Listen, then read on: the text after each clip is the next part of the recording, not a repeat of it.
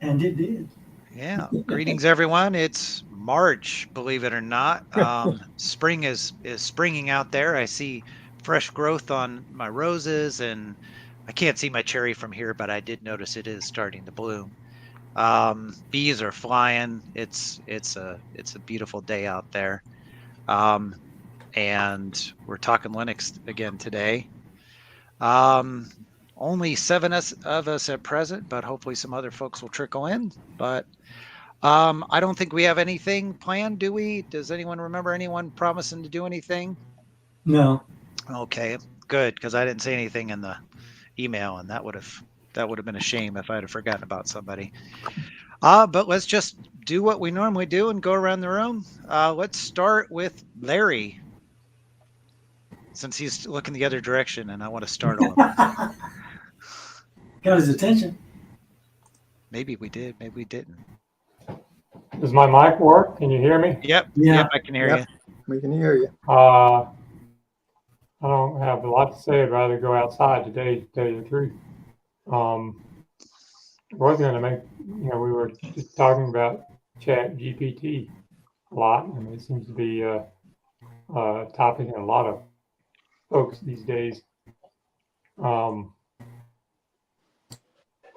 Kind of made me think about my cousin's husband down in Georgia, who didn't graduate from high school. I think he might have a GED, but he can't spell at all. So I don't know how you use a computer when you can't spell, except that you'll just talk to his phone using Google, I guess, and just talk. So you can use Chat GPT. You can just talk to. You don't have to know how to type or spell. So I'm wondering about, with all this technology or whatever you call it, how much the value of education seems to be less, because it just makes up for a lot of human deficiencies. I think there's a condition for that not being able to spell. I don't think it has really that much to do with education, because I say that because I used to work for a full commander in the Navy when I was in the Navy. And this guy was a very bright individual, and knew his job well, but couldn't spell the word cat. I mean, literally couldn't spell cat. Well, I mean, He'd look everything up. Nowadays there's spell checkers on everything, but you start typing and press the wrong key and it'll try to correct it for you. And so I don't know if you call that artificial intelligence or whatever, but that's been common for a long time. I call it autocorrect hell. That's what I call it. In my experience, like the folks that spell best are those who read most. Again, learning difficulties aside, if you see a lot of words properly spelled, you generally spell them properly. Right. Well, it seems like to me that spelling can also, it seems to me, to be somewhat affected by pronunciation. Like, it seems like to me when I listen to people that ought to be able to speak language correctly, vowel sounds are really screwed up. Like the word H-O-U-R or O-U-R, people pronounce it as R. So everybody, the kids will, when you hear R, they'll spell it A-R-E. So when you're talking about our community and our this and our that, or even time, H-O-U-R, you really pronounce it R? I mean, but that's common. For vowels at the beginning of the words, people have not learned what vowel sounds are supposed to be. But English is rampant with diphthongs. Yeah, supposed to be really depends on where you grew up. Because the pin-pen merger. I don't know if you've heard of that, but like there's places where the words pin and pen are essentially exactly the same, and theoretically, pre-immigration Asheville would be one of those places, right? And pretty much anywhere in the South. I don't know if Appalachian actually has it the same or not, because Appalachian has its own set of vowels, but it's I mean, I don't say them the same, but it's not wrong to say them the same. And, I say those two are the same, but our, is very different. There's folks that probably do say them the same in their dialect. Yeah, well, one diphthong that's really amazing is OUGH in English, because if you put like TOUGH, it's UF sound. And if it's COUGH, it's off sound. Well, a And few years ago, we had this 3-year-old girl that my niece adopted. Now she's 7, 8 years old. But anyway, so I was thinking back then, wow, she's 3 years old. Let's see if we can learn 3-letter words. Can we spell? Can we pronounce 3-letter words? We won't even get to something like tough, 4 or 5-letter word. I mean, maybe when you get to be 4 years old, we can learn 4-letter words. Wouldn't that be great? But it seems like to me that all that is just, like you say, pen and pen. That's raising the bar for folks of our age, Larry. 3-letter words are too hard for everybody. My wife gets after me for that, because I do that. PEN, PIN. I'll say for PEN, I'll say pen, and she'll go, "That's pen, not pen." She's from Baltimore, so. Well, Ben, I've heard some Baltimore accents that are just crazy. Well, I mean, European, go to Europe, everybody says they speak English. Well, everybody has their own version of it over there. British English and German English, Cockneyed accent. English and Greek English, and every version of English you want. But at least here in the USA, maybe we can deal with 3-letter words for children. I mean, I would say that would be an accomplishment to try to do that. Anyway, enough on that, I guess. Another kind of 3-letter thing that I've been kind of fooling with recently is USB. Mainly USB-C and power over charging with USB-C charging. I mean, there's really been quite an evolution. Because I remember working on serial ports back when I was growing up or in college, whatever, with RS-232, 15 pins or 9-pin serial. And we have these very large pins. And that got basically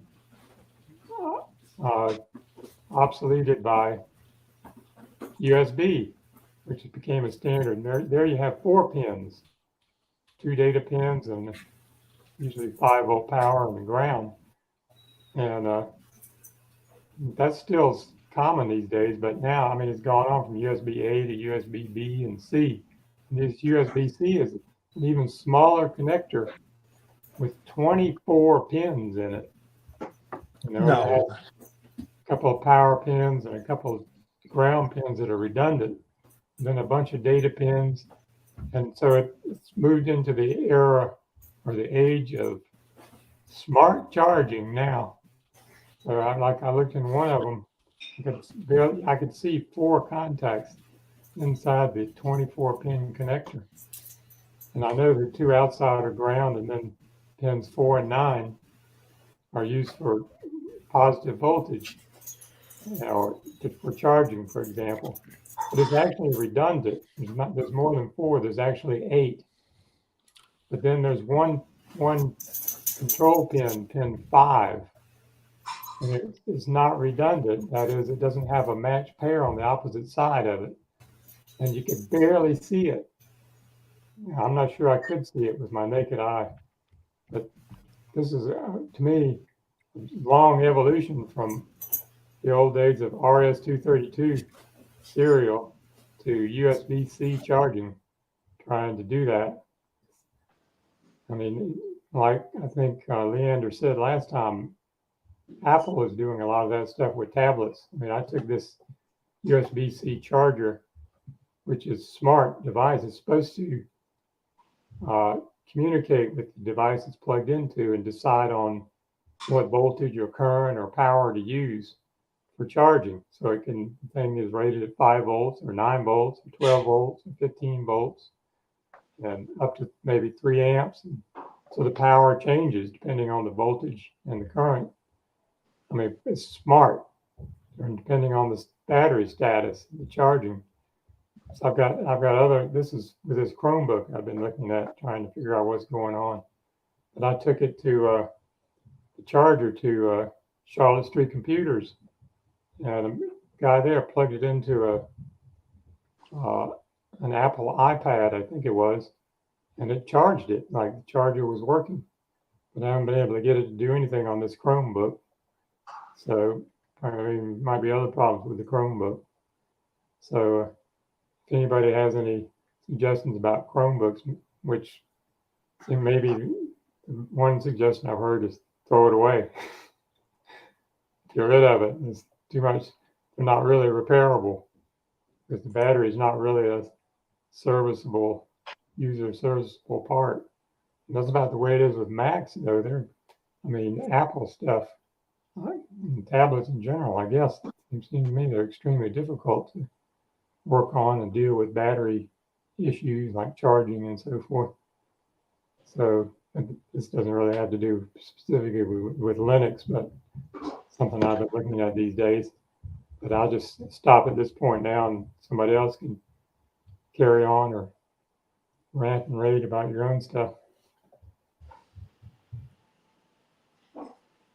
Well, anyone have any response or any commiserations as far as USB? I was reading that USB-C, their new phones are gonna use the USB-C type connector, and there's some way they can tell whether your charger is Apple approved or not, which may mean that it was manufactured by Apple, and it will not allow you to charge it with a look-alike charger. Yeah, I've seen that even with older style Dell power chargers. I guess you call them. I call them power supplies, but chargers for laptops. They use a very special tip on Dell stuff at one time, and so you couldn't really. I mean, you had to have the special proprietary circuit on the end of it before the laptop would charge. That's not really specifically USB-C. That could be just a charger that has very proprietary circuitry in it. I mean, some people reverse engineered it and posted it online, which was interesting. But I mean, that's the way this stuff is. You have to reverse engineer a power supply to figure out how to use it, and because it's a smart power supply, and everybody defines smart however they please. Do it by your own way, so you have to buy it from Apple or Dell or whoever manufactured it originally. Yeah, reverse engineer it. Yeah, the parts, the serialization is probably the next thing where they pair everybody's going to that, where they pair everything on the device. Like Apple's done that with laptops now. So like if you break a screen, you can't just go get a screen off of eBay or wherever and put it on. You have to have their special tool to tell the laptop it's okay to connect to the screen and repair it. There's authentication chips on USB-C. It's a mess. It's definitely a case of we're going to make a universal standard to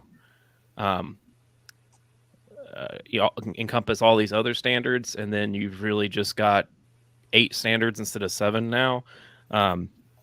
It's a lot of the problems I've had with it and people have had with it is that, like, while the plug looks the same, the capabilities of each cable are different. The capabilities of each charger are different.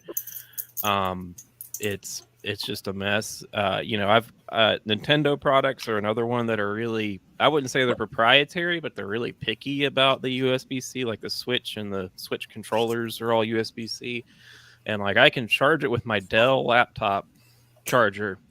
But like an Anker third-party Amazon, which Anker is not like a no-name brand, it won't charge off of that. But I don't know if it doesn't communicate with the Anker charger to say I really need X volts or watts or whatever. but the Dell charger works just fine. Apple charger works just fine with it. Nintendo charger works just fine with it. I don't know.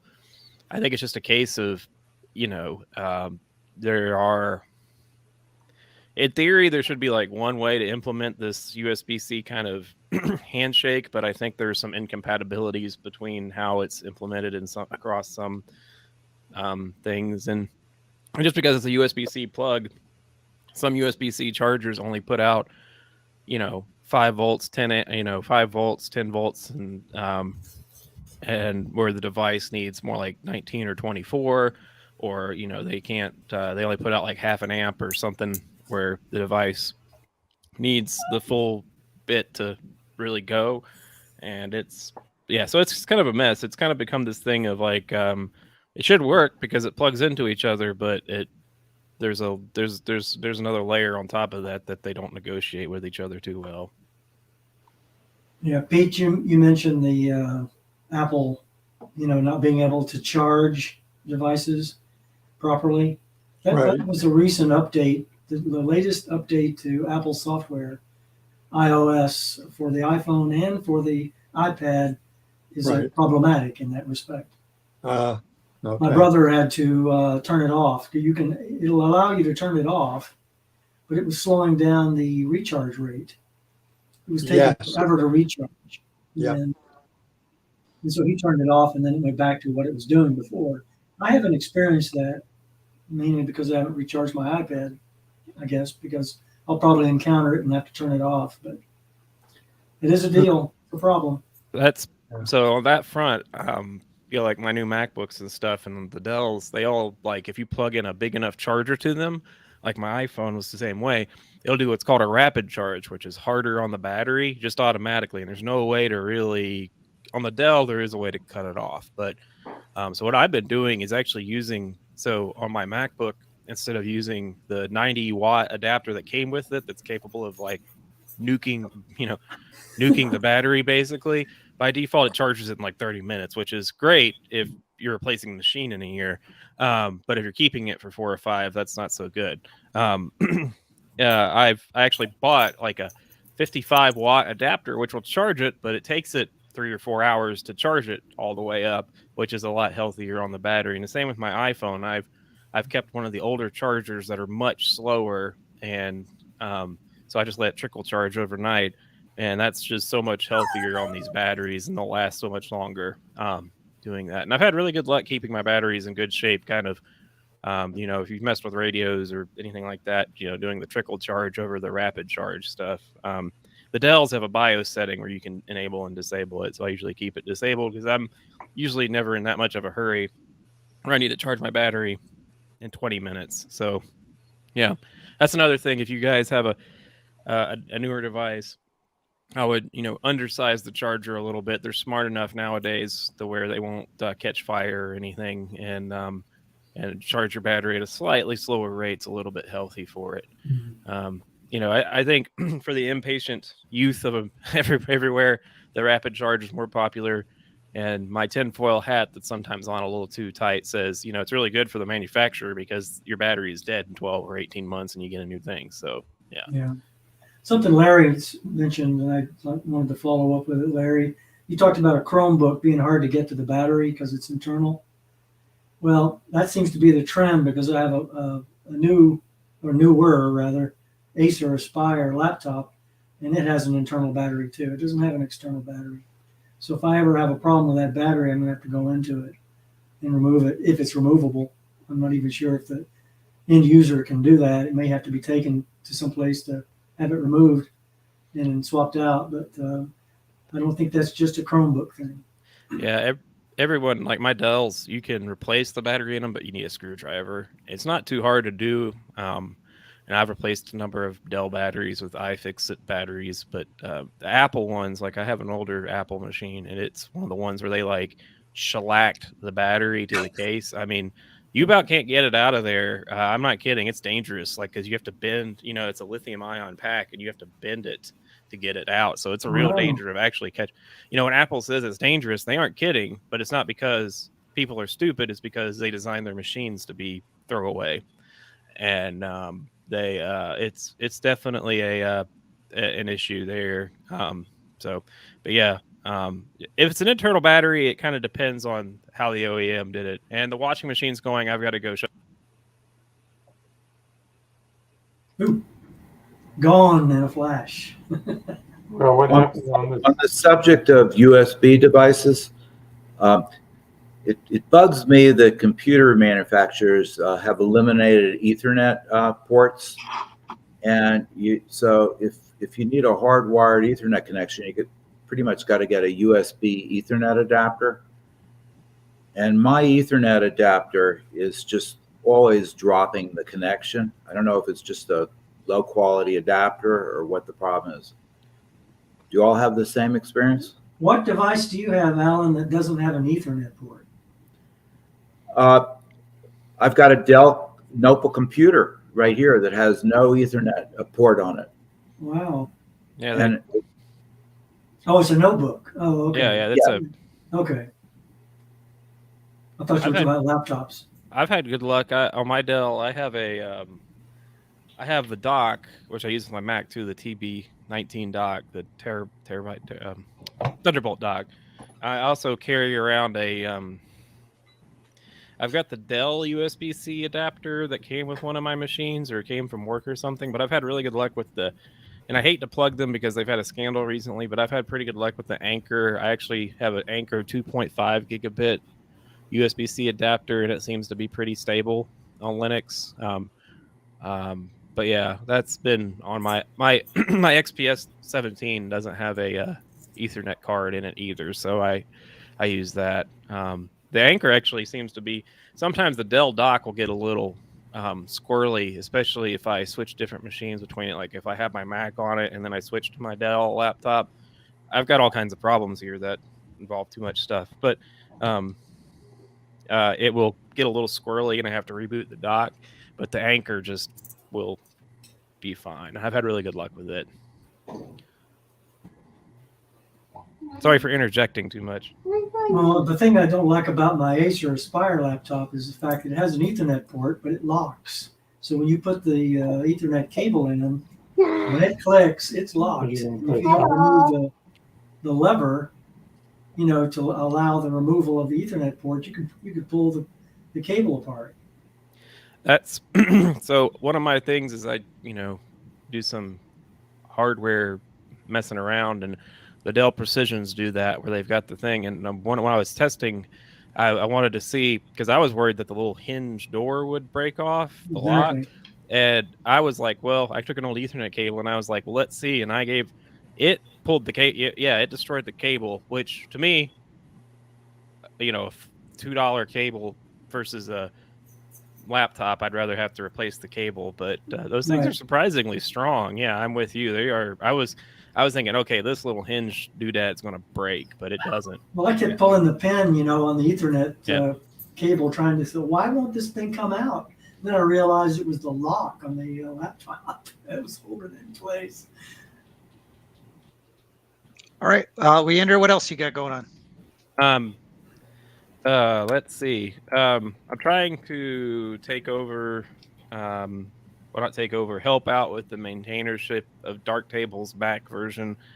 So I've been talking to them about that, and I actually, as much as I don't want to, I'm probably gonna have to pay for an Apple developer account so I can sign, because that guy, their Mac maintainer, is leaving, and I'm one of the few people who is well enough versed in Mac stuff. There's like 3 of us who are pretty good. We all have our different strengths and weaknesses that can probably help. And because they're saying if no one steps forward, there's not going to be a Mac version available, which, considering how many photographers use Macs, seems like cutting your nose off is spite your face.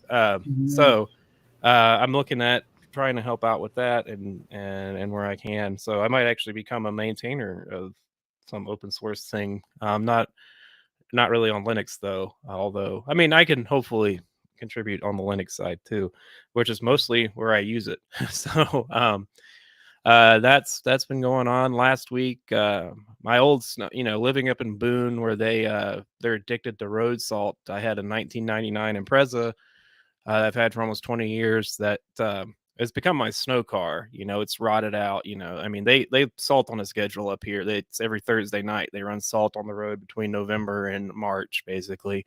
And so I just drive that car, but it started rotting through the shock towers, and the subframe started coming loose. So I started looking for a new winter beater, and those are hard to come by these days. So I ended up just and I've been actually, what kept that car going so long is I've been putting fluid film lanolin on the bottom of it.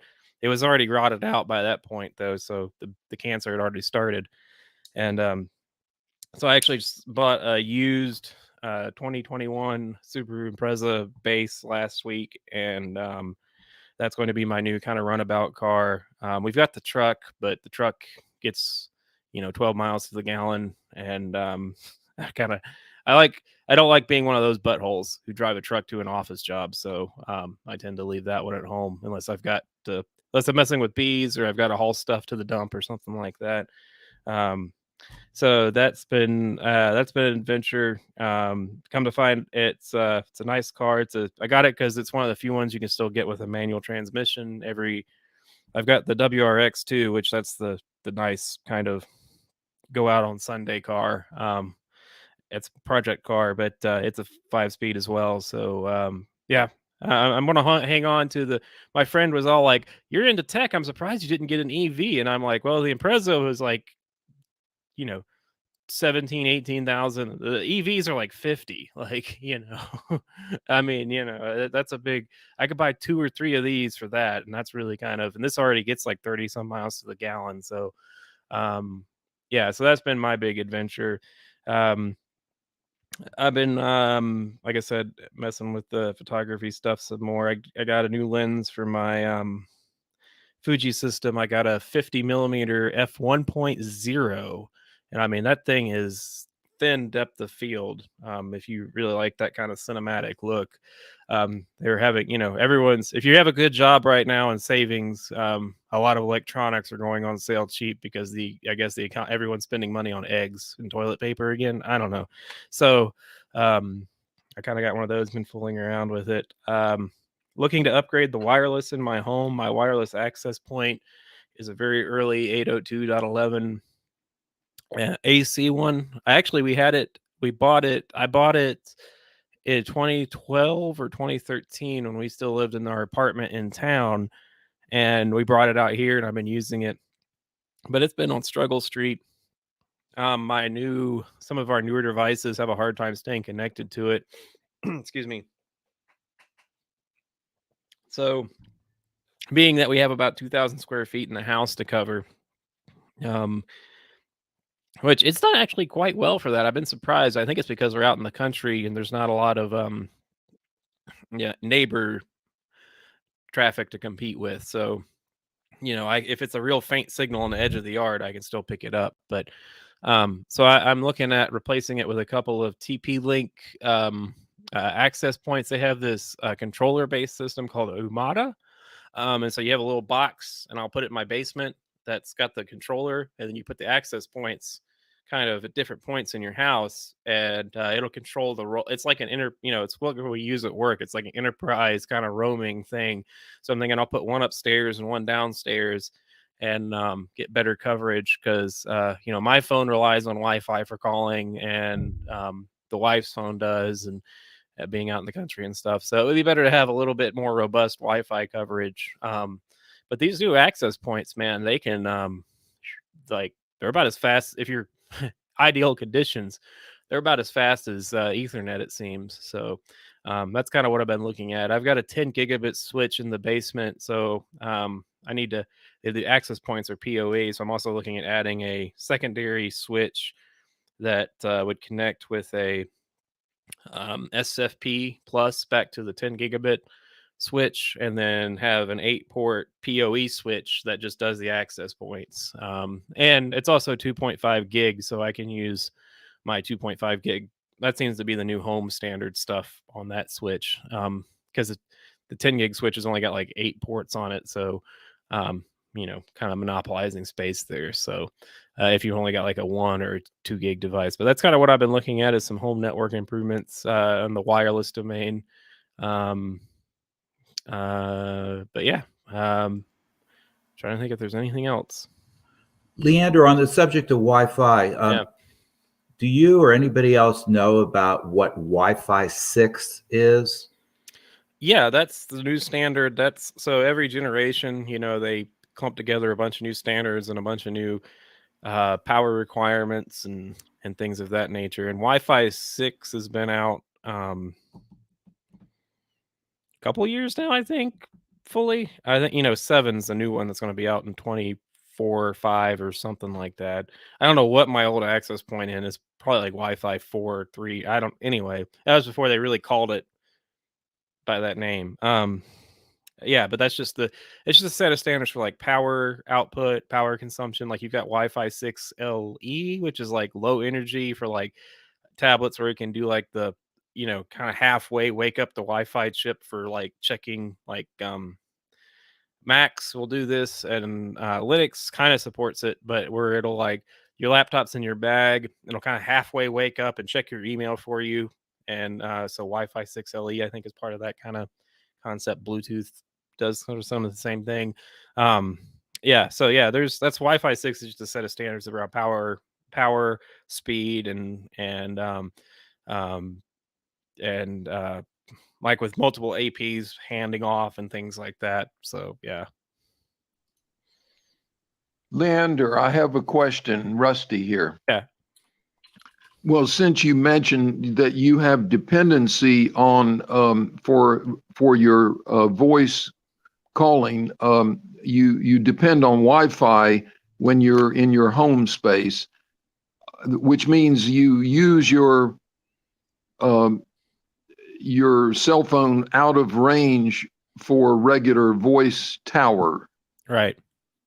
So one of the things I've never understood, most everyone on a modern cell phone has the option to have Wi-Fi calling, but as I understand it, it is something that is sort of managed by a software that will defer or ignore a tower if Wi-Fi is available.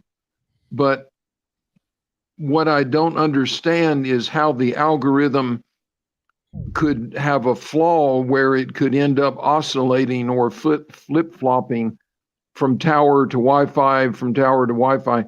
And I've never known of cell phones having an option to turn off voice and to absolutely direct the voice services to Wi-Fi.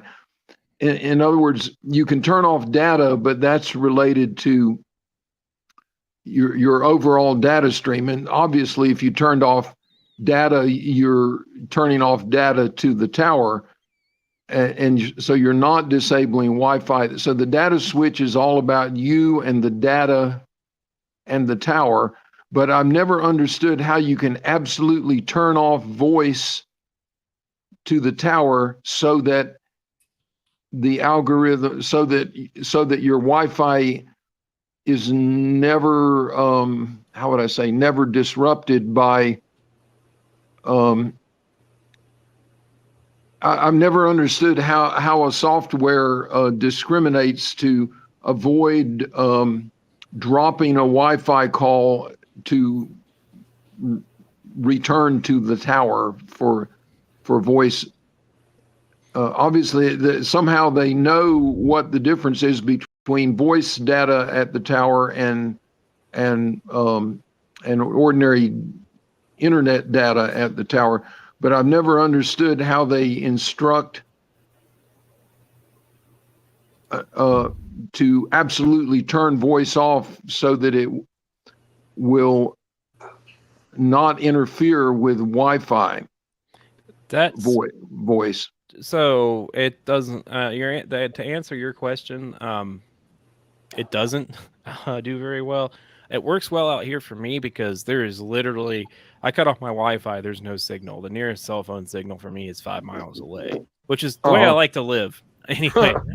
But So for example, if there's a switch on my phone that says enable Wi-Fi calling, and I'll go into town, I'll be in work, I'll be on the work Wi-Fi, and but I have cell service in my building at work, and sometimes it will struggle. Like if you do like a 2-factor authentication, like by phone call, like I do sometimes for some things, it won't come through because it'll be oscillating or trying to decide. So in those situations, what I do is I just cut off Wi-Fi on the phone, so it just stays on the cell phone network. But there is some sort of algorithmic or thing where it measures its cell phone signal strength and determines which direction to send the data. It works, like I said, it works great at my house because it's got no other option. It ain't working Right. if the Wi-Fi is not connected to Wi-Fi. In town, I have noticed it's not real often, but I have noticed that it will kind of struggle. And what is your cell service? AT&T. Yeah. Rusty, Yes. on the iPhone, I don't know about the Android, but on the iPhone, you can enable or disable Wi-Fi calling. If you enable Wi-Fi calling, and you go outside of your Wi-Fi and there's not another Wi-Fi signal strong enough to continue the conversation, it will revert back to the cell tower. But there is a feature built into the phone where you can tell it selectively, you can turn on or off, ask to join network or ask to join hotspot. So if you tell it to enable the Wi-Fi calling and you go outside and you come up to another Wi-Fi service that's available and you have that feature turned on to ask for Wi-Fi, it won't connect to it until it gets an answer from you. Yeah. Right. Which that's all well and good. What I don't understand is why there isn't an option to say turn tower voice off and depend only on Wi-Fi. So to avoid being flip-flopped back and forth between tower and Wi-Fi, if you're in that gray zone where the tower is there, but it's not all that dependable, I get the impression that failure of Wi-Fi or dropping Wi-Fi is probably a drop that is happening from an algorithm where the software is bouncing you around and it's not smart enough to give up and just leave it on Wi-Fi. Well, it's designed to keep the conversation going. I mean, if it didn't flip-flop back and forth, your conversation would drop. You follow me? Right. Well, yeah, but when you're in a gray zone where the signal, the tower signal varies, walking around on your own property, you might be in a situation where you'd rather depend only on your local Wi-Fi and not be dependent at all on the tower because the software just can't figure it out. Your movement in small distances in your home space can really confuse it. And so you might want to say, well, just give me Wi-Fi and quit trying to arbitrate, or just give me cell phone and don't arbitrate. Well, you can do that. You can turn Wi-Fi calling off, and that'll only. I know you can turn Wi-Fi calling off, but I'm talking about a situation where you want to turn voice tower off. And my belief is that turning data off to the tower is not, well, I know for a fact, when you turn data off, you still have voice to the tower. And I'm talking about how to turn voice to tower off. And absolutely, so that at least you can know that your local movements in your own home space it's just between you and your Wi-Fi signal, and you don't have to worry about a third party interference, where you're trying to deal with a weak cell tower signal voice as well. It's just a missing absolute choice that I'm not aware that anyone, I fail to understand why it isn't there on, I just don't think it's there in the menus on typical cell phones. They assume that you always want to have voice cell available unless you are in airplane mode or do not disturb mode. But do not hadn't thought maybe do not disturb might leave Wi-Fi. I don't think it will. Do not disturb, is even more comprehensive. It's just a missing. It's a mute function that is missing for a particular stream of service, and that stream is voice tower. There's just no way to turn it off, other than you can turn this. You can do not disturb and literally silence the whole phone, but that's not the goal. It's to have a pure channel of Wi-Fi voice that is undisturbed. Anyway, sorry for occupying. Back to Leander or whoever. I'll comment on that. I mean, maybe it's because the cell phone companies want you to use their towers. I mean, they're the ones providing the service, the phone service, and that's what they want their phones to be used for, is to use their equipment. So why would they give somebody else an option to prefer to use some other kind of connection? Well, right, Larry, because cell phones are designed to work off a carrier signal, not a voice over IP. So, going back to what Rusty was talking about, when you turn on Wi-Fi calling, then you allow the phone to use either one. When you turn Wi-Fi calling off, you're telling the phone use carrier signal only. Don't try to connect to another Wi-Fi because you've turned it off. So you can control that, Rusty. You keep saying using the term voice, and it's kind of confusing me. I kind of like to use the term signal, carrier signal or an IP signal. Right. Well, I'm talking about turning carrier signal off and meaning to use the right language. Yes, it's pure via voice over IP, right, which is going to be Wi-Fi. There's no way to turn that voice channel off and still have the phone behave as a voice over IP device, because it's sort of like a Venn diagram where you're seeking to be purely not B and only A, or the other way around. And so there's a way to be not A, but there's not a way to be not B.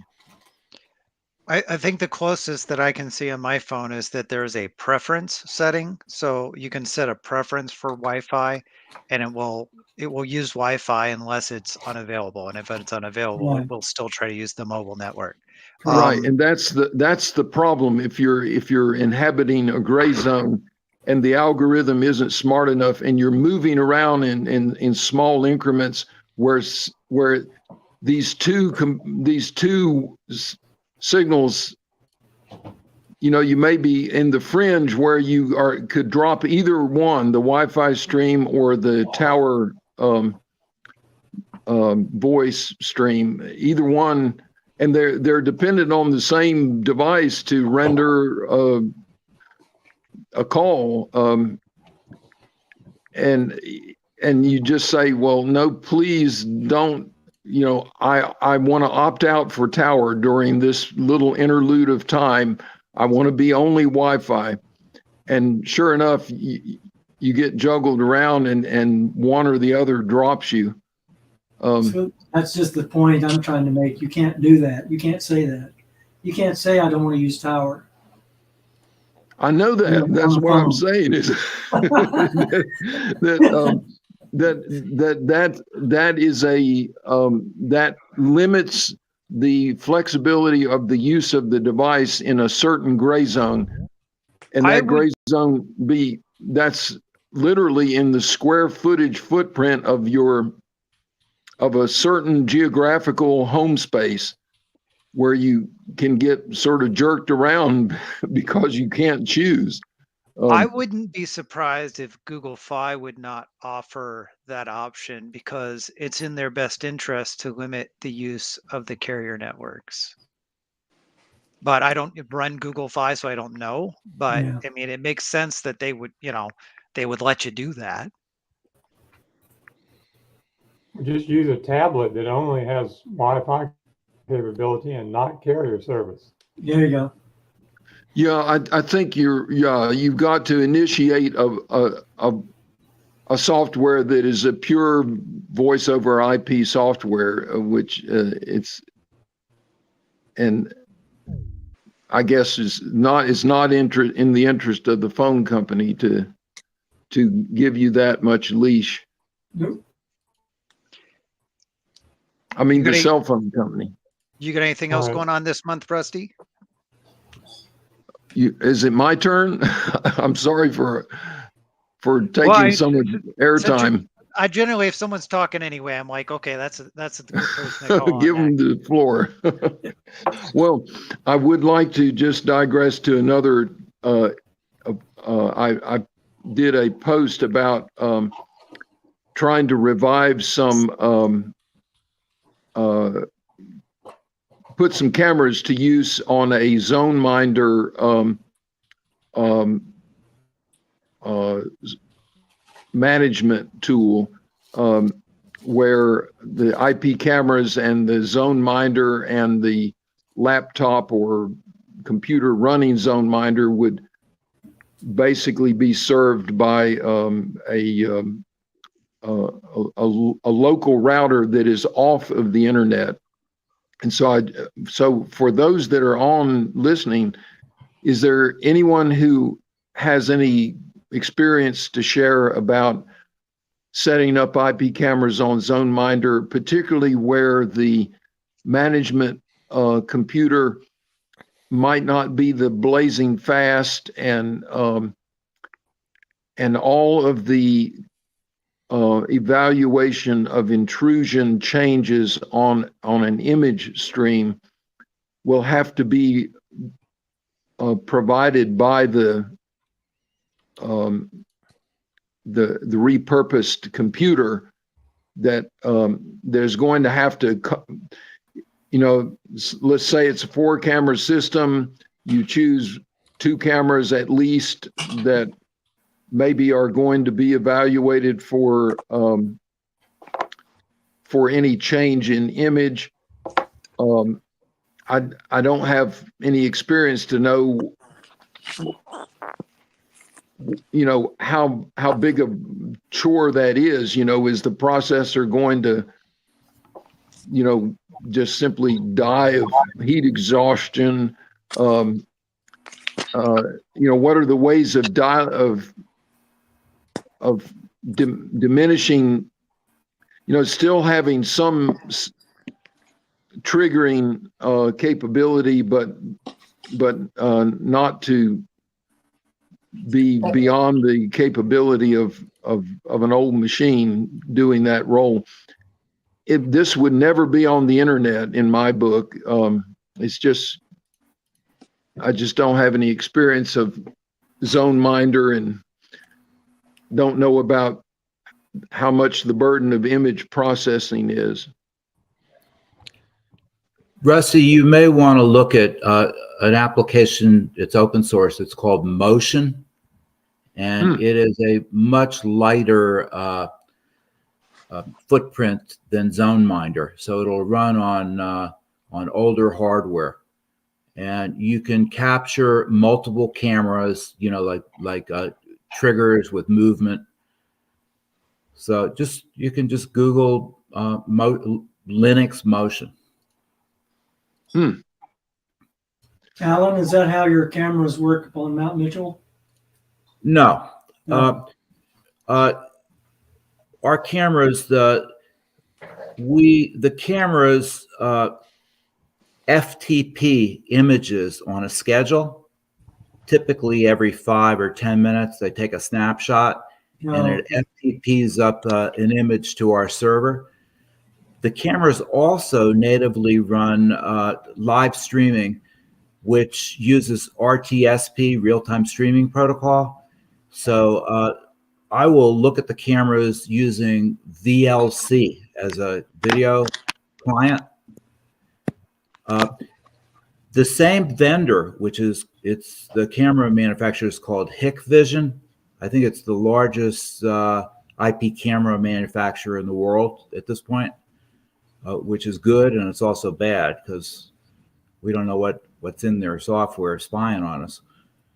But they also make non-linear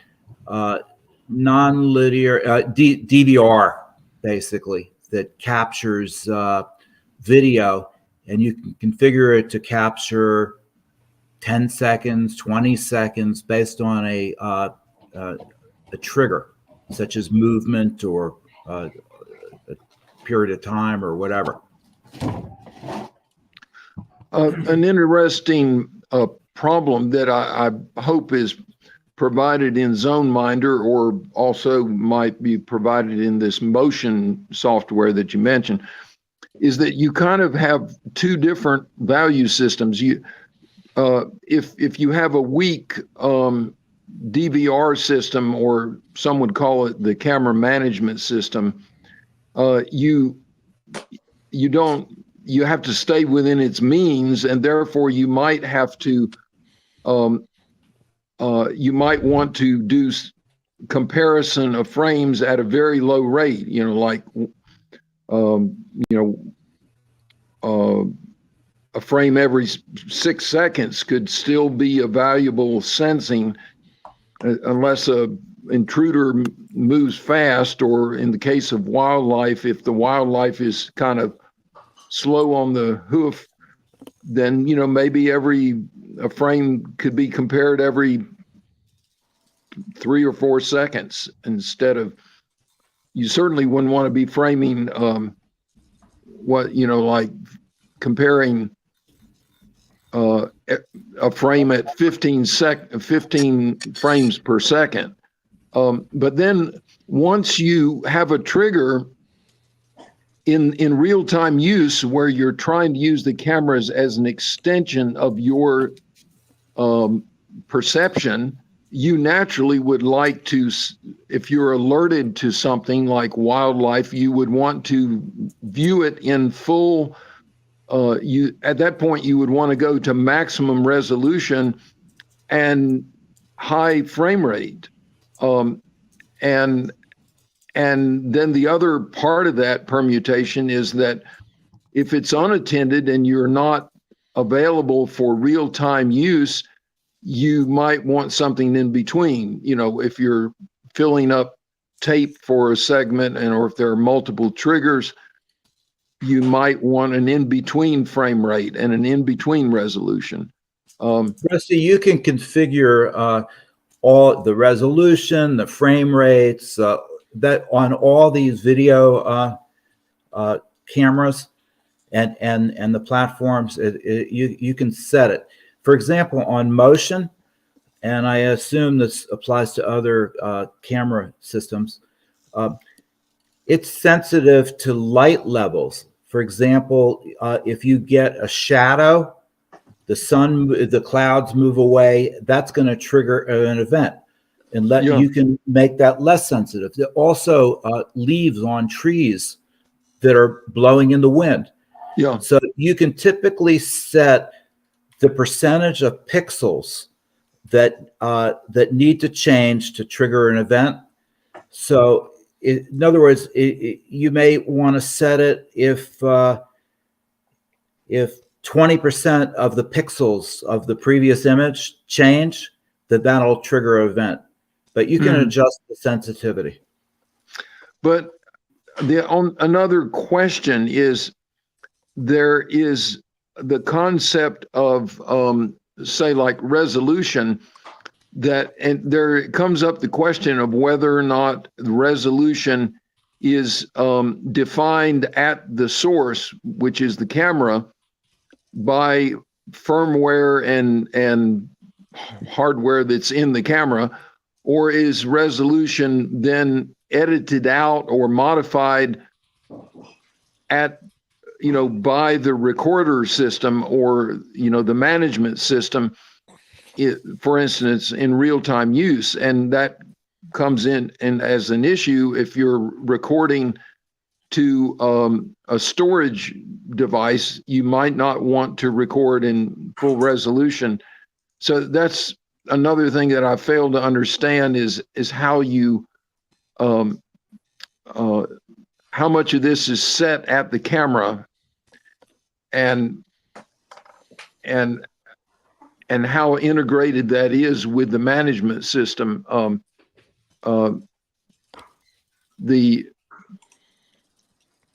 It's unclear to me whether, particularly if you take a previous camera that's been defined in someone else's earlier system and you use it with one of these other software like ZoneMinder, are you stuck using the camera at a fixed resolution, and so that all of the variation of resolution is just simply going to be throwing away? In other words, you can only stream from the camera at one resolution, which is the native resolution and probably the highest resolution.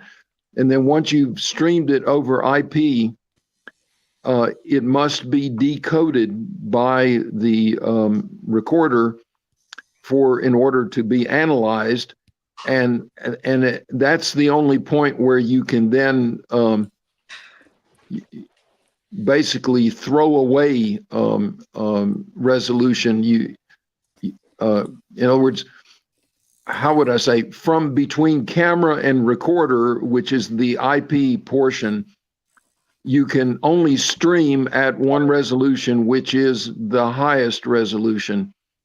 That might also apply in frame rate. You can only stream at the maximum frame rate, and you must accept that as a burden. It becomes a decoding burden for the receiving recorder, because you basically have to simply start with a fixed camera parameters. Does anyone have an understanding of how these tools deal with, I guess you might say, a process of getting the maximum flexibility out of the camera before it sends the packets over the IP? The camera encodes to send over IP. So I just fail to understand how the software is able to alter the choices of resolution and frame rate before encoding and before transport over the IP link. I just don't understand if these are fixed and proprietary.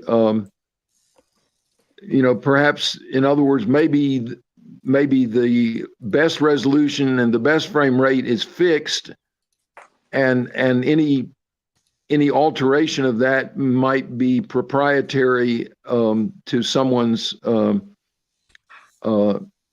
aftermarket manipulation by software. Rusty, I just suggest you try several of these applications, and the one ZoneMinder and Motion, that you have to input the manufacturer and model number of the camera. So they have their own libraries and drivers that know how to communicate with those devices. But okay. There's also a good website called ipcamtalk.com that you can ask questions on that forum, and they have a lot of existing knowledge base. Thank you. Well, that's one of my many obsessions. I won't go into the others.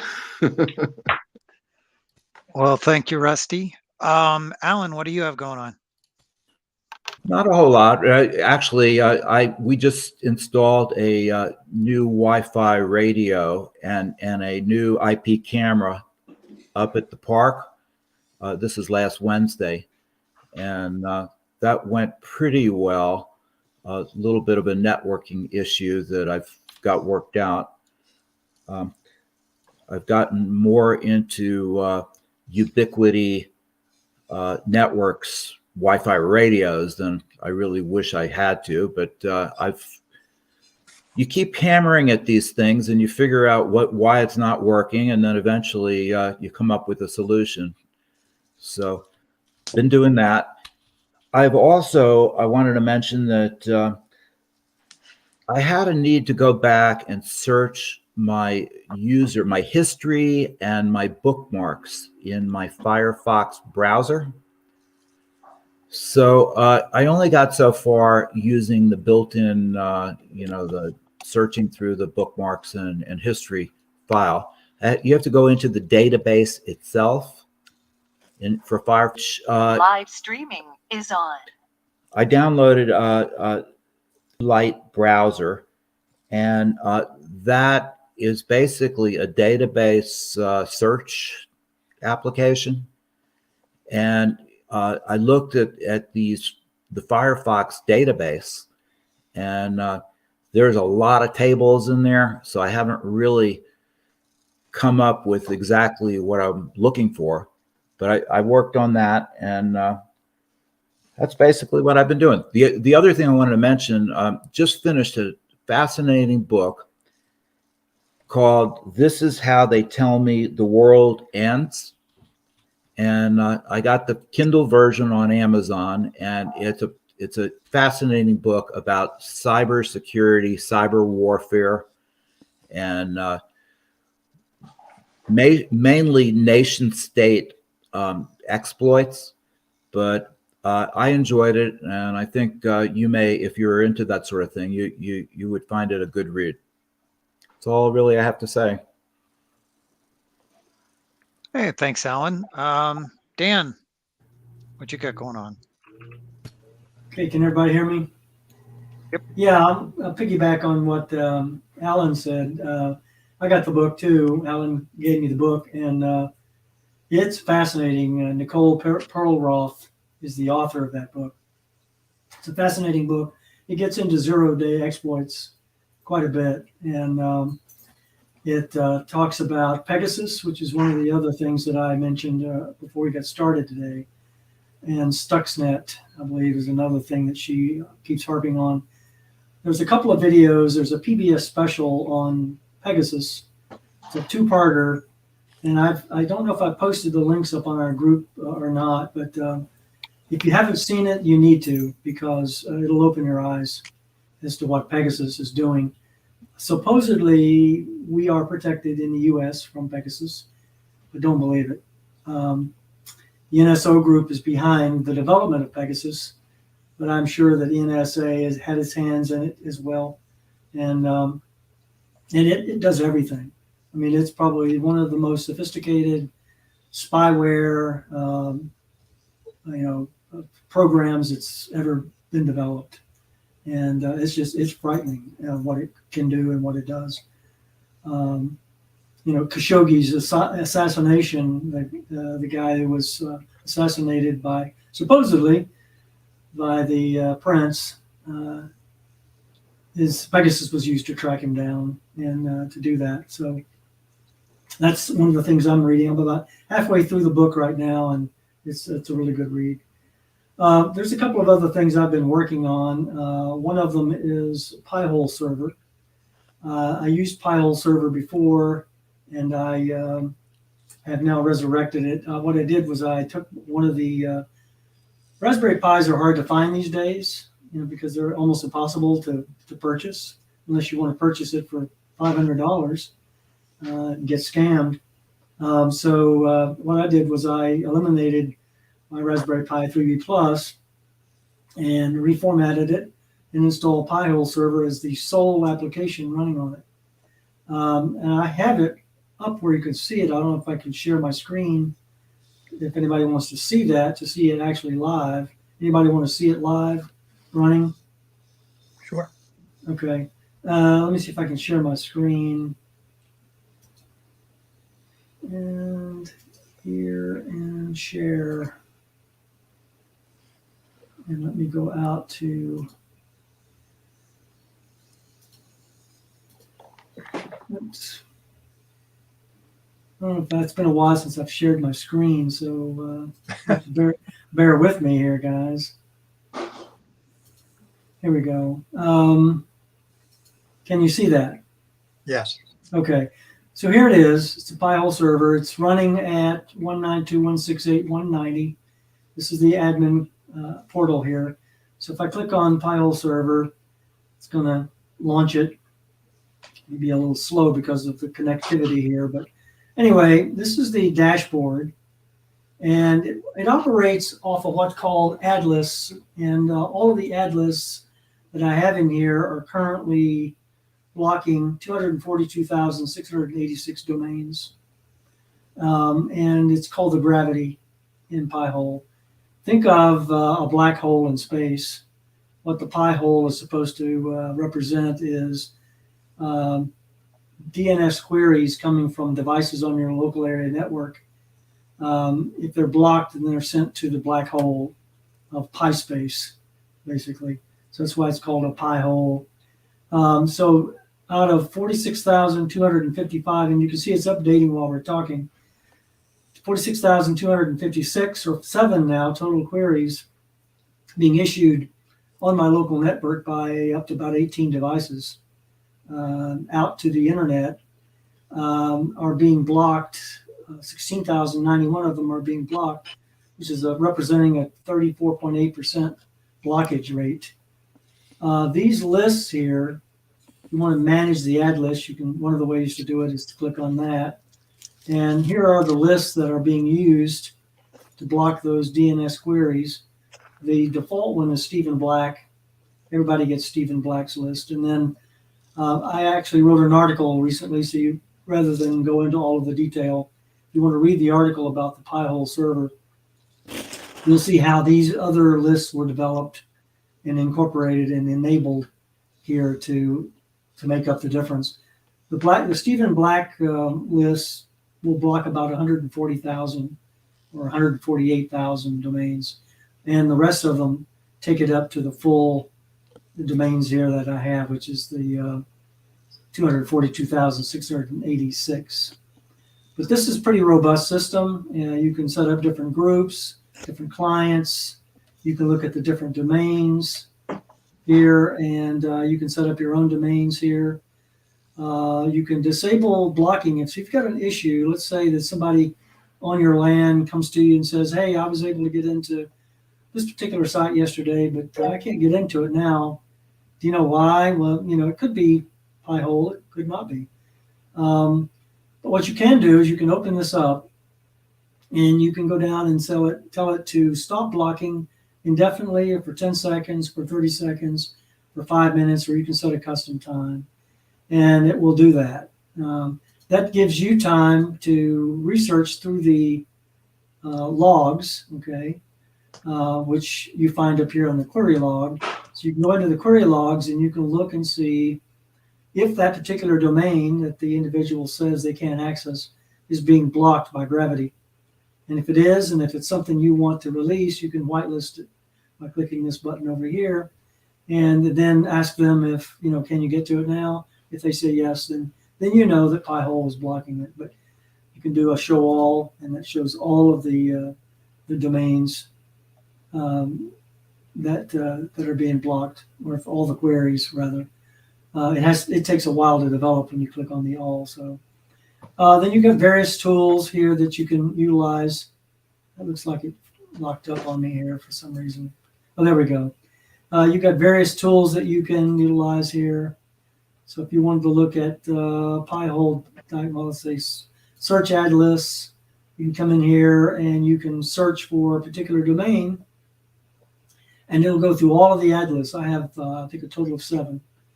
And so if there was a particular domain that was being complained about by somebody on your land, You could put that domain in here and do a partial search or an exact search match. And showing limited results, probably not a good idea because it might take forever and you can slow your system down.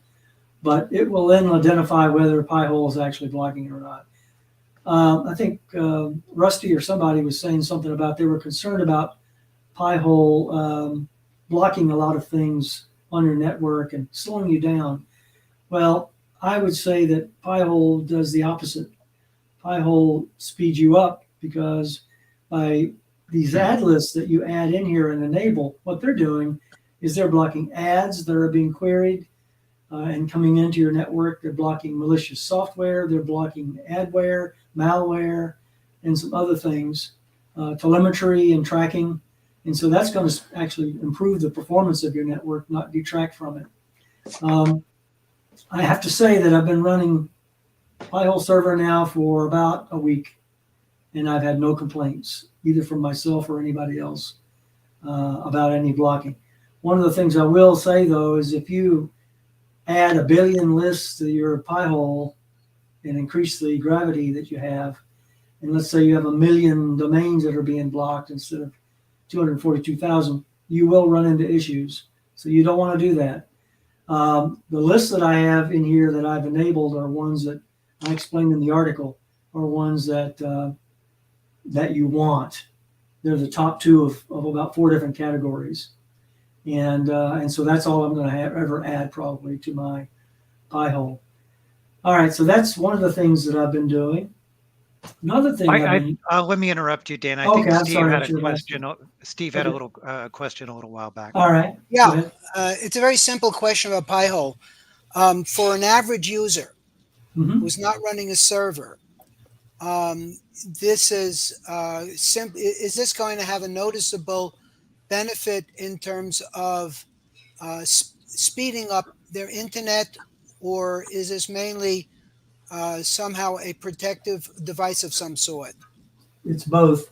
If you've only got one device, let's say you've got your desktop and that's the only thing you have on your network, then Pi-hole server may not be what you want. You may want to go like to Brave browser, activate the Brave browser and block all your ads and telemetry and tracking, just from a browser standpoint.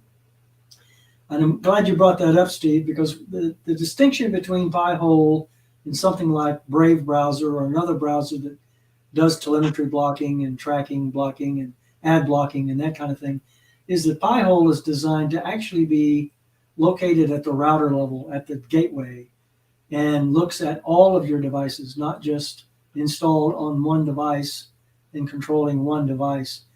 In my particular instance, I've got Pi-hole at the router level. I've got all my DNS from every device on my network, and there are 18 devices on my network. All of them are rerouted for DNS purposes, are rerouted to my router. I mean, not to my router, to my Pi-hole server at 192.168.1.90. And if I go into the router, I've told the router, use 192.168.190 as the DNS server. Don't you be the DNS server. And individuals who are using their own settings on their computers, be it a Mac or a Windows machine or a Linux box, if they have set up their own DNS servers, doesn't matter, because what they're going to be ignored by Pi-hole is going to catch it. Any DNS entry going out is going to catch it at the router and redirect it back to the Pi-hole to resolve the DNS before it goes out. Pi-hole uses root DNS servers on the internet. And so everything's captured by Pi-hole, and nothing gets out for DNS purposes without it first going through the Pi-hole server. And so it has protected a lot of my devices. I know it's protected me from adware, specifically. I have things like smart TVs. I've got like 2 or 3 smart TVs, and Pi-hole's blocking ads coming to those. And so it's a great little package, I think. Hope that answered your question, Steve. I used Pi-hole Pretty much. several years ago, and I don't recall it looking nearly as slick. Is this like LCAR's interface selectable, or is it the default interface? I didn't pick up your question. What was it? Is the LCAR's like Star Trek type interface now the default interface, or is No, there something no, that's this is something selectable? I set up. Okay. Yeah, this is not the default. I have a question, Rusty here. Mhm. Dan, I did put in a further kind of question in the chain or thread that you posted on Pi-hole, and I'll raise it. That same set of questions is it has to do with how you can use Pi-hole as a more fine-grained analysis just of one web page, which has a domain that and an actual address that you visited, but which of course is burdened by third-party calls to other other addresses and other content or other interactions. And you were describing how you can turn off blocking because of some question that you have, and then you can go investigate the logs and draw some conclusion from your investigations. And that to me is the problem. I'm just sort of, I would want some sort of, how would I say, delivery of information about the log that is only related to what has happened with the loading of the most recent page. In other words, my interest in reporting from wouldn't be not some global statistic of how many blocks have occurred over the last year. I'm really interested in, well, I'm going to this site and I need to read some articles, and I've got eye candy and pop-ups and all kinds of things that I'm having to navigate through.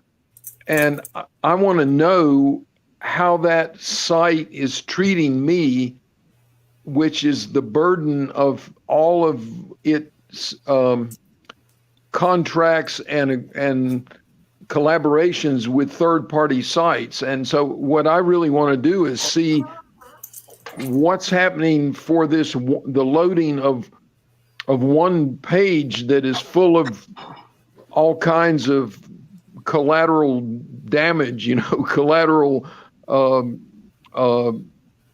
traffic that I may or may not want to get rid of. And so that's why I mentioned in my post to you, why does it not have some way of doing parallel processing? In other words, applying your blocks, your ad lists, or any other algorithm of blocking, applying it to this one web page, and then also rendering the same web page without the blocks, but otherwise not disturbing your choice of tools and ad lists, but simply suspending them on an ad hoc basis in a fine-grained manner for the one site that you are currently focused on with your web surfing, and rendering that report on a silver platter, so you can then decide what else you might do. I mean, based on what you learn, you might say, well, I'm never going to visit this site again, even if the content was partly what you were seeking. My most critical time is when I'm trying to read articles and I'm interrupted in the first 30 seconds of reading because of the loading of eye candy and all other kinds of distractions. So anyway, I just wonder if you see it having that that type of capability. It's the same problem with Brave, I guess. I don't care about a statistic of how much I've blocked over a duration of a month or two. What I want to know is what is the blocking that's happening right now on the page that I'm interested in. Yeah, well, that's not what Pi-hole does. That's Yeah. more something that a browser would take care of, like Brave. Well, I'm not aware of anywhere with Brave that Brave reports about what's happening through the one tab that is active for you right now. Mm-hmm. Well, what you can do here, Rusty, to answer your question, notice here that www.whatruns.com, okay, is a domain that I visited at some point, and here's the date and time that I did the visit. Here's the IP address of the client that's actually looking at that, okay, and that is done at, and what I did was I clicked on it, and I took it away from what I was looking at. Let me go back. Let me see if I can get back to what I was doing. Oh, there we go. So if I go back to whatruns.com, I think I lost it. Let's just look at another one here for sake of time. 248 was the actual, here we go. neilpatel.com. This IP address is my desktop. All right, so I know that that's from a DNS query generated from my desktop computer. And it says that it's okay, which means it's not being blocked by Pi-hole. And it says that DNS was answered by localhost at port 5335. That is that's Pi-hole's DNS server, not the DNS server of the router, not the DNS server if I've got one running on the machine, or any other DNS, not Google or any of that, okay? And I know that because if I go to the DNS tab under settings, I can do one of two things. I can do for upstream DNS servers, I can pick a primary and secondary for IPv4 or a primary and secondary for IPv6. What I did have set up before I implemented Pi-hole was I had that box checked, which means primary is Google, and I had the secondary box checked for IPv4 under OpenDNS. So my DNS queries generated from my machine or from my network rather were coming from one of these two. Primarily, Google was doing it for DNS at 8888 or OpenDNS at 208.67.220.220. What I did was I installed another package in addition to Pi-hole, which I cover in my article, called Unbound. And when I did that, I eliminated these server designations, DNS servers, and came over here and created my own custom, which is custom 1 IPv4. I don't worry about IPv6. And I set it up to be the local host 127.0.0.1, which is relates to 192.168.190, which is my Pi-hole SBC Raspberry Pi 3B Plus at port 5335. And so that's what tells my router reroute or redirect all DNS queries to this guy right here, the Raspberry Pi port 5335 to the Pi-hole server. And I come down here and I tell it the interface settings. I could say allow only local requests, but what I did was I set respond only on interface ETH0 and check that. And so ETH0 picks up everything that's hardwired connected and or wireless. It does do wireless if it's a wireless device. So that's how that's set up. Now what I could do is come over to add lists and put in the domain of where I'm going to go visit on the web to check to see if Pi-hole will block it if I go there. All right. Mm-hmm. If I put that in, these are again, I tell you that these are the 7 lists that it looks at, and it's all inclusive. You can disable a particular list if you wish. temporarily or whatever. But I leave them all implemented. And so if that domain that I'm looking at under ad lists is blocked by one of these lists, then it's going to be blocked. And what I mean by blocked is you're not even going to be able to get there. It's going to say it can't be reached, or it's going to say the DNS cannot be resolved, and it's not going to let you go there. But moreover, anything that would go there for DNS queries going out will not be sent to you or to that device, like your desktop or to another device on the network. And you can go up to the query log and you can look at the logs and see, is that being blocked by gravity? Is this okay? Or that kind of stuff, right? So that's the granular level that Pi-hole server gives you.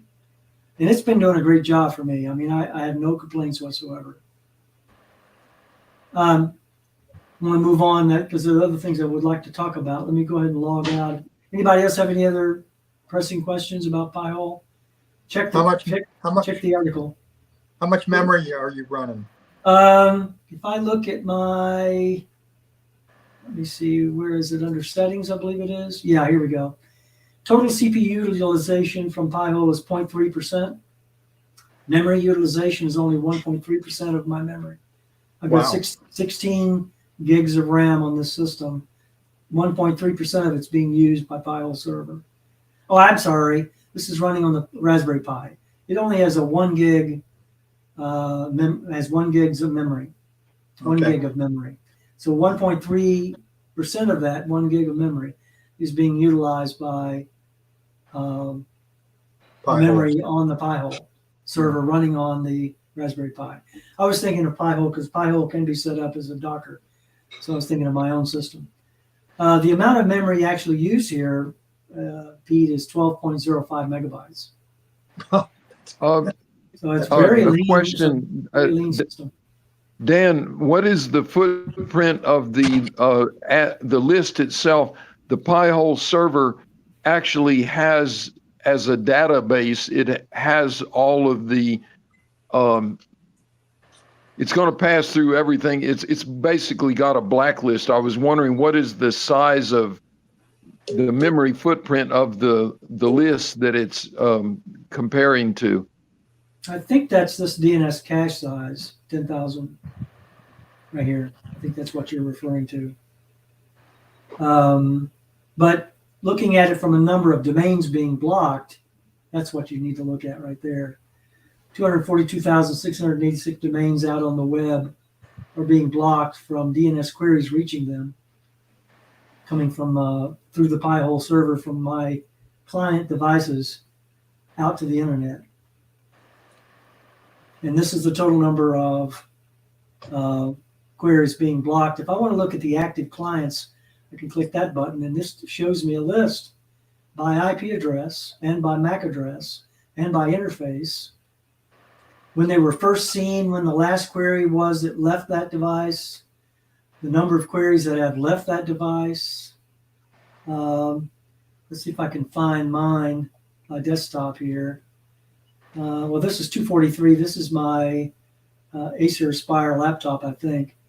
There's been 6,268 queries issued from that particular laptop to the internet. And it doesn't say how many have been blocked, but 6,268 of them have been issued by that device. Okay. The other thing I want to talk about, let me go ahead and log out of this. If I log out, by the way, it's still running on the Raspberry Pi 24/7, 365. It doesn't stop until I stop it. The other thing I've been looking at this month is something called the Mesh Central server. And that's running as right now on another Raspberry Pi at 192.168.125. And let me click on that. And I need to put a token in for my Google Authenticator. Just give me one moment. I have two-factor authentication set up on it. And so that is 78726. All right, and so this is Mesh Central. This, by the way, is a great thing. I've installed it. I've got an article on our website that shows how to go ahead and install it.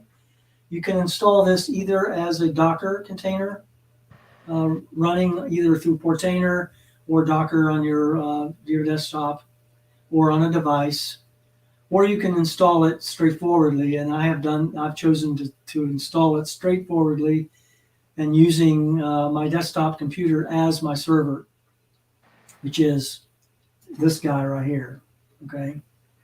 But what it's doing is it's monitoring various devices out on my network that I wish to monitor. And I've got them broken into groups, and you can create your own groups. You can add a device group down here. So what I've done is I've created 3 groups, PCs and mobile devices, which has my desktop, my Zorin Acer laptop, and my Zorin Latitude laptop. This is a 15-year-old Dell Latitude E6400, by the way. It's a business laptop. This thing was running like a dog until I put Zorin Linux on it, and now it runs like a new machine. And so I call it the Zorin Latitude laptop. This is my Acer Aspire laptop running Zorin Linux. And then this is my desktop running AVL MXC. Those 3 are being managed under PC and mobile devices as a group. And then I've got another group called single board computers, and I've got my two Raspberry Pis, my 3B Plus, which is the Pi-hole server, and then I've got Open Media Vault RPi4, which is what Open Media Vault's running on the 4 gigabyte Raspberry Pi Model 4. And then, just for giggles, I started a VirtualBox image VM rather of Windows 10. And so I have Windows 10 being monitored, that particular thing being monitored for test purposes. I want to see how it runs. And what you do is when you want to add a device, you click on the Add Agent, and it opens up this window, and you tell it whether it's an operating system that's Windows or whether it's Linux or BSD, whether it's Apple Mac OS or whatever. Okay, so this thing's got a lot of flexibility. And so for the case of this Windows 10 machine, I told it that it was a Windows device. And so in that case, what I do is use the Windows x64 exe device or file, and I can copy it here and put it on the device itself, on the VM that's running out on the VirtualBox, and install it, and then it connects it. And so I'm connected to, the agent's connected and powered as a result of that. If I tell it it's a Linux device, which I use for this or Raspberry Pi, I do this and it connects differently. The mesh agent connects differently. So what I do is I do a copy here and then go up on the device and install the agent, and then it brings the devices in that way. Okay. Let me show you some of the power of this thing. If I want to manage the Zorin Acer laptop, all of these devices now are connected through this. This is my desktop that's running the server. I just click that, and this is the general information that you have for that device. Okay. But if I want to connect to the desktop of that device, I click on the desktop and click connect. And now I'm looking at the desktop of my Acer laptop that quickly. All right. It's not using VNC or RDP or anything like that. It's using the mesh agent to connect to it. All right. So I'm looking at my laptop. Now, this is not a static image. I can expand it to full screen if I want to. But, I mean, I can go over here and I can put in a new tab. So I'm looking at my Brave browser. So I'm actually controlling the desktop of my laptop right from my Mesh Central server. All right, so if I disconnect, and if I want to look at the terminal and I don't care about the desktop, I can click on Terminal. And if I right-click and connect for a login shell, I can put in the user ID, and I can put in the password, and it's like SSHing into the device, except it's not SSH. It's using the mesh server, and it hasn't fully connected yet. It's taken a few seconds for some reason for that laptop, but it will connect eventually here. And so I can actually issue commands here through the terminal this way, and et cetera, et cetera. So let me disconnect and go back out to, let's say if I want to get on my Raspberry Pi, I can do the same thing. So I can click on that and go up to the terminal. This particular Pi does not have a desktop, so I can just right click, whoops, sorry, click terminal, right click on connect. You don't have to right click, but I choose to. And then Pi-hole is the login, username, and this password. And now I'm actually in my Pi-hole. So if I do an LSLH for LA, I mean, I'm looking at the Pi-hole server or Pi-hole device, which is that RPi 3B Plus, and I can actually issue commands. I can do updates. I can do anything I want to here from the Mesh Central server to the Pi-hole server. You can look at files. You can look at the console.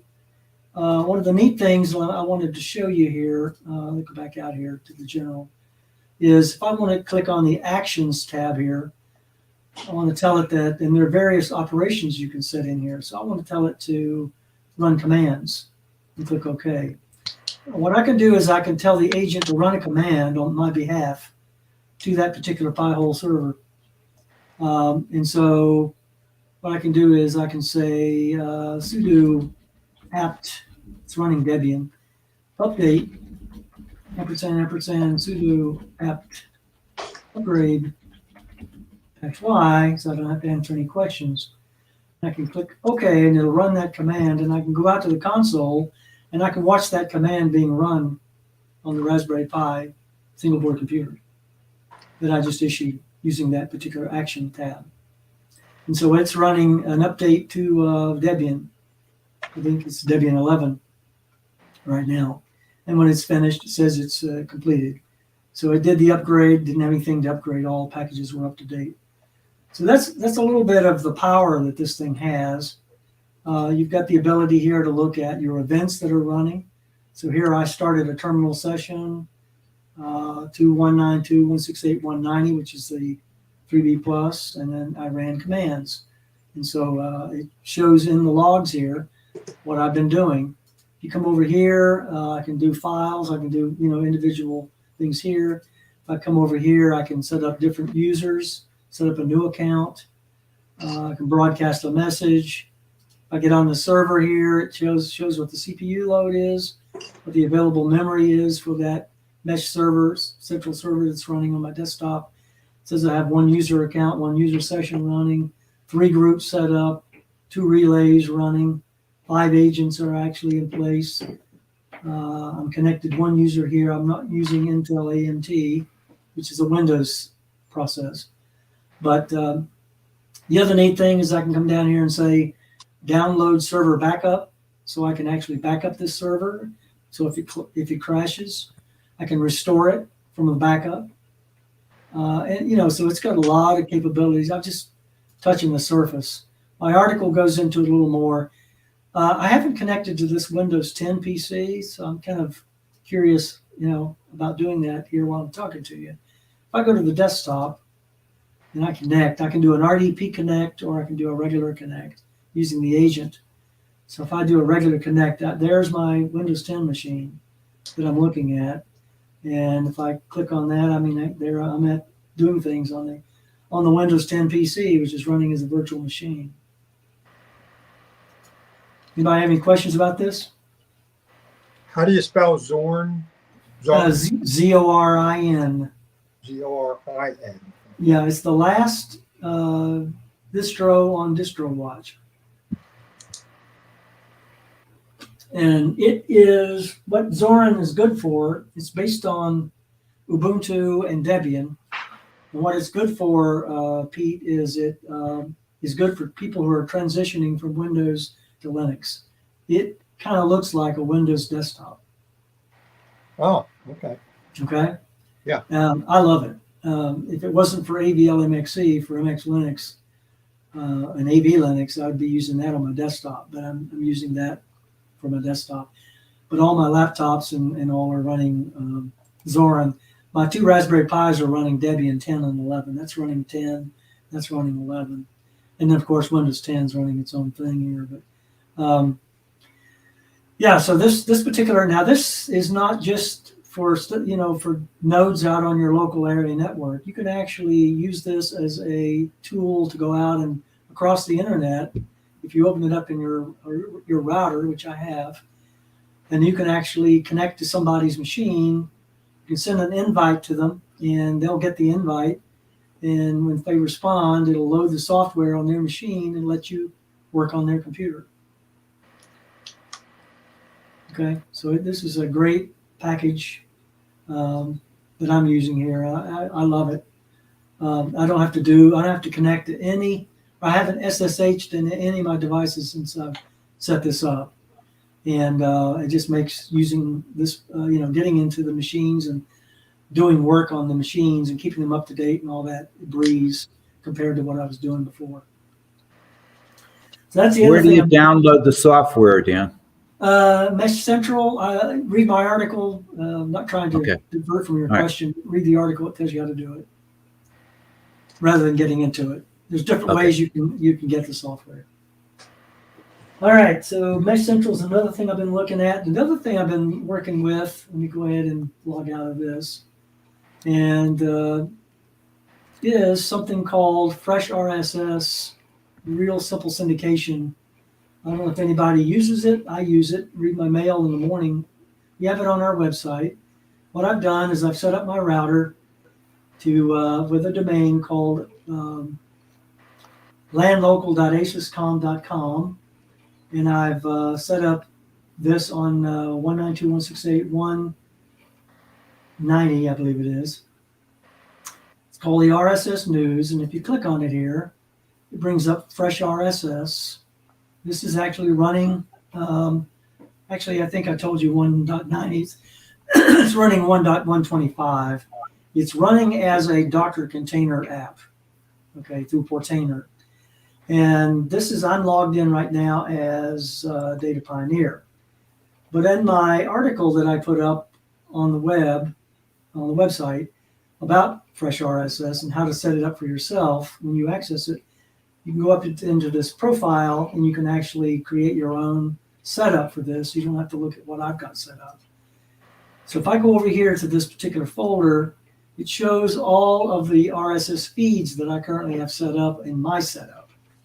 And so I've got blogs, Daring Firewall, Obsidian Roundup, 2 blogs set up. I've got financial RSS feeds. One's called Financial Times. I've got the Raspberry Pi stock, okay, for RPi locator. If you want to find an RPi that's not it's not an RPi that's being sold by a scammer, you can use the RPi locator website and find it. When it's available, you can buy it. I've got Allen's State Park set up in here from Mount Mitchell. So if I click on that, it shows the yearly weather summary, which I think is great information that his website generates, which I picked up on. And so I can look at statistics coming from Mount Mitchell, coming from his website. Right, if we go back out to RSS here to the feeds, I've got tech blogs, I've got Biz and IT ARS Technica, Tech Dirt, I've got VentureBeat, for Tech News, I've got CNET, Gizmodo, TechCrunch, The Invisible Things. This is The Invisible Things is a website that's developed by a lady by the name of Joanna Ruskowski, who developed something called, what's the name of it? It's called Cubes OS. If anybody has heard of Cubes OS, great. If you haven't heard of it, you need to look into it, because Cubes OS is probably the best thing going right now for security. The Verge is another one, and Wired News. Then I've got 2 news sites, 2 news categories: ABC News Top Stories and Fox News, and US News The Guardian. And then I've got World News, Deutsche Welle, DW News rather, and the World News here as well. And so this is how I get my news every day. So if I want to look at The Verge, for instance, to get my tech news, I just go here and read the news. If I this is an article I want to look at. This is a teaser. I can click the continue reading, or I can come up here and click this link. Click continue reading. It'll take me out to the web, to the actual article itself, so I can read more about it. So what this does basically is it brings the news to me instead of me having to go out for it and look for it. It's all in one place. Okay. And so this is something you guys can take advantage of on the website, and just by clicking on the RSS news. And I've got some instructions here under important announcement that tells you all about it right there. Anybody have any questions about that? No? Okay. Move on. The other thing I've been looking at is, the last thing I've been looking at is something called time-based OTP for one-time password for two-factor authentication. Now I have time-based OTP set up on my Google Authenticator for most of my accounts, but I wanted to see if I could set this up through Linux. There is a way of setting up two-factor authentication through the Linux command line. I have an article on that which talks about it, generating two-factor authentication code from the Linux command line that I set up on our website. Tells you how to do it. Okay, and what I wanted to do was demonstrate that for you. And what I've done is I've isolated one of my accounts that I took off the Google Authenticator, and I set it up so that I could access it via the Linux command line. And that's my Twitter account. All right. So let me go out here on the web to not the web, but to the terminal. And when you set this up, I've got it set up on my USB key. So it's like a Kubi key. So this is Media Data Pioneer 2FA _ key is the name of that key. And then there's a hidden directory called .2fa. So we're not looking at my desktop here, or the terminal on my desktop. We're looking at the terminal running on the key itself, the USB key that's inserted in my system here. And I could remove that key and put it on my laptop if I wanted to, but I'm trying to show it to you so it's on my desktop. All right, so what I have to do this kind of quickly because you have 30 seconds to make this happen or you lose the key. So if you go out to the web to your account that you've got 2FA set up, what you do is you tell Twitter, in my case, that I want to set up two-factor authentication. And it's going to present you with a QR code because that's how most people do it these days. I tell it I can't scan a QR code. I want to use a key from you guys. And so there's a button I can press and it'll give me a key. What I do is I go back and I put that key in my time-based one-time password system, and it sets it up. Okay. What I do then after I've got two-factor authentication set up is I come over here to test it. I can click log in on my Twitter account, and I can put in the Twitter username, put in the passwords, looking for that code now. So I need to go out here to the terminal on the key, and I put in something called, I forgot what it was called. Uh-oh, time to run it out. TOTP, that's what it is, TOTP.Twitter. I have one of them set up for every account. I hit enter. It brings up this box asking me for the passphrase.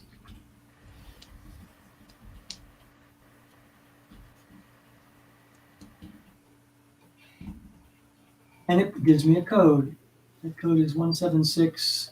I may have exceeded my 30 seconds. 176665. So I'll go back out to the web. 17665, hit enter. Nope, I didn't. All right, there it is. It let me in. So actually I was able to utilize one-time password authentication for 2FA through to the Twitter account that it's asking for, because I've got 2FA set up on this account. I was able to obtain that one-time password here via the command line in Linux, and rather than using a Google Authenticator.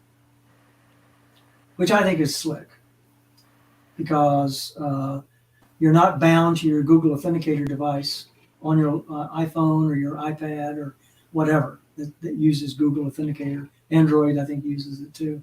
There's another one called Authy. The advantage of not having to use Google Authenticator is, let's say Google Authenticator is down, well, then you're not going to be able to get into your system, to Twitter account, your Twitter account. If the other thing is that, Google doesn't let me copy my codes out or my accounts out from the authenticator, but I can do that here. And so that's a couple of advantages of using the Linux command line. I put that number in manually, but I could have just copied it like that, just do a right click and copy, and then gone over to the website here and pasted it in, that way. But I was trying to get ahead of the 30-second timeline. But you see that I was able to get in using that 2FA 6-digit code that it generated from the command line. Anybody got any questions about that? I've got an article about this as well that I wrote and put up on our website if you want to set this up for yourself. I'm going to butt in, and since we're short on time, we can circle back around to this. But let's see if Pete has anything for us this week. Just nothing specifically Linux, but a couple of heads up. Goodwill $1 a pound in West Asheville. They put all the stuff in these giant wheel-about bins. It's untested, unguaranteed. I picked up a Asus AC 1900 router. It weighed less than a pound. Actually, they're up to $1.25 a pound. It cost me $1.18 with the tax, and it works like a champ. It's the best router I've got. I've seen that Goodwill on. There's a prominent YouTuber called LGR who lives in Nashville, and it's got the big blue bins in it. He does a series where he walks around. Yeah, I've seen that one. It's LGR Thrifts. He's been doing it for years, where he does like a Asheville thrift stores. But yeah, I know which one you're talking about. Yeah, so. it's worth a visit if you're in the area. Let me tell you, you never know. You may come up empty-handed, but you might come up with a Asus AC 1900 that works. Asus routers are great. When they wheel out those new bins, it's like, it's a bit of a frenzy. It is. You're like, what's off season, like Black Friday action? That's basically your only bet. The last time I was in Asheville, we went by some thrift stores and man, you guys have good stuff down there. We go to the ones up here, and I'll find something like once or twice a year or something that's interesting. Down there, I was like, geez, like I don't know. Chapel Hill, kind of Raleigh, Durham area is the other good one that people throw out stuff. So yeah. Florida is the place to go for thrift shopping because people die. All their stuff goes to Goodwill, kind of unfiltered, and you get a lot of good stuff there. Yep. That's where I just went today. I went yesterday, and I found a APC Network 1500 Pro marked at $20. And if you come back on Saturday, everything is half price. So I took a chance, and I came back today, and I got it for $10. It lists for about 300, and it works like a champ. Yeah. I did pick up another IBM Selectric a couple of weeks ago from our thrift store up here because I needed another one of those. So. Yeah, right. Oh, I love IBM Selectrics. I've got a shelf of them. In fact, I signed up for a website to do typewriter pen paling, and I've got to respond to somebody because I need an excuse to use the things. I paid my internet bill with a check that I filled out on a typewriter. I'm sure the guy who opened the envelope was like, "What in the hell?" Thought you were 95 years old, probably. Yeah, right. Here's a good question for everybody. There is a Facebook user group called WNC Linux Users Group, and there's only one guy who posts on it. Yep, I know what you're talking about, Pete. I just researched that. Okay, their domain is different. Their domain is different than ours.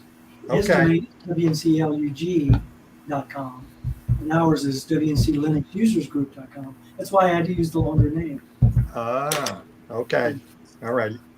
And then my second to last thing, has anybody got information on T-Mobile 5G unlimited cell phone internet that's supposed to be coming out now? $50 a month unlimited, but it's not wired. It's they sell you a little box about, I don't know, 3 inches by 3 inches by 6 inches, and it talks to their cell phone tower. I had a friend locally who had that, who lived in one of the no man's lands for wired ISPs, and it worked. And he was up on a ridge side, so he got like the only 5G in the area, and it worked pretty well. It was kind of variable. As soon as Skybest ran fiber down his neighborhood, he went to that. So Oh, really? yeah. Okay. So I don't know.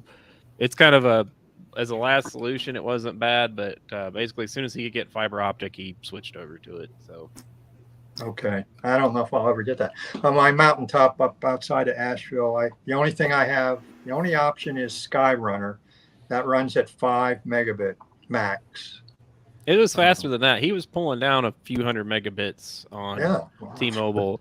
It just depends if you can get the 5G. That was on 5G though, so I mean, he happened to be up on a ridge. There's like one 5G tower on the east side of town here. I get it now with my new phone. Like if I'm in New Market area, Perkinsville area, I'm like, oh, this is 5G. And in my arm where I got the shards starts twitching. But it's a joke.